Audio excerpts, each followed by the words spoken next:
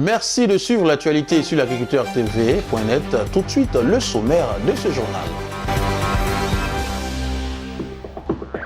Ce jeudi s'ouvre à Abidjan le Salon international des épices et des condiments. Votre média, l'agriculteur TV, est partenaire à cet événement. Café Cacao, l'accord de siège de l'initiative Cacao Côte d'Ivoire-Ghana signé à Accra selon une note officielle du Conseil Café Cacao. Les awards des coopératives agricoles initiés par IPS, Ingénierie et Prestations de Services, et l'ANACASI, l'Association nationale des coopératives agricoles de Côte d'Ivoire, se tiendront le 11 septembre prochain à Abidjan. Face à la presse mardi, les initiateurs ont situé les enjeux et invité les partenaires du monde agricole à s'associer à l'événement. Mesdames, Messieurs, bonjour. Ce jeudi s'ouvre à Abidjan le Salon international des épices et des condiments. Votre média, l'agriculteur TV, est partenaire à cet événement. Plus de 50 stands sont à visiter sur 4 jours. Le commissaire général, M. de Chikaya, annonce des panels qui se tiendront autour de plusieurs thématiques, notamment les épices nutritionnelles, le défi de la transformation des produits agricoles, l'entrepreneuriat, solutions pour l'autonomisation des jeunes et des femmes.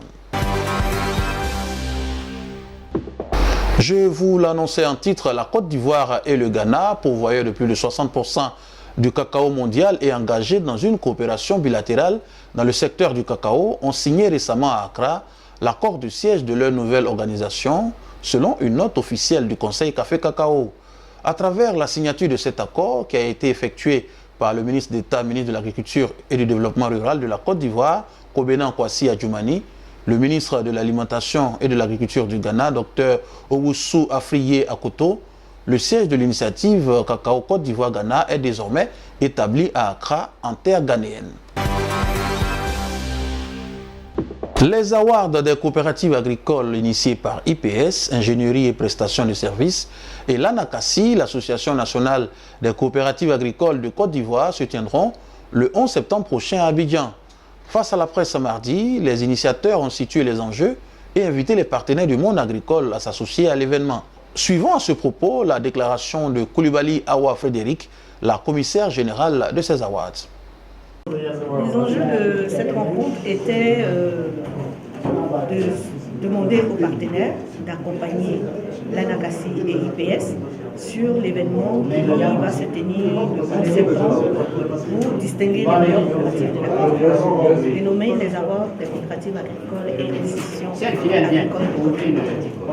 Donc, dans cette optique, il fallait déjà présenter les critères pour que ces coopératives-là soient distinguées, qui devaient rentrer dans un programme qui est le Coupe Pro, un programme que IPS a concocté pour le proposer aux coopératives.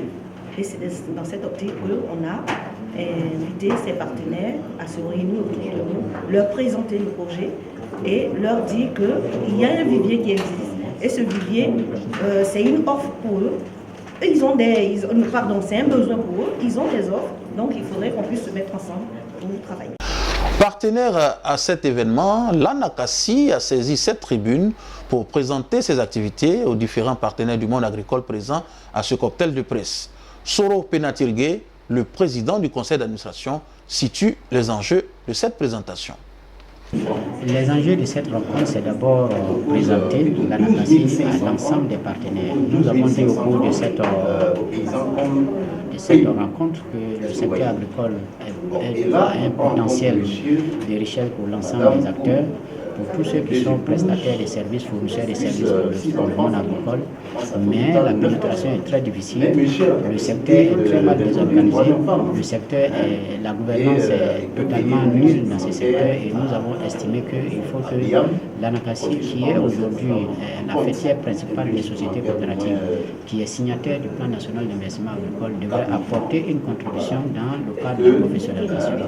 Parce qu'avec l'acte uniforme OADA, les sociétés coopératives sont tenues d'être professionnels ou moraux. C'est la fin de cette édition. Merci de l'avoir suivi. L'information continue tous les jours sur l'agriculteur TV.net.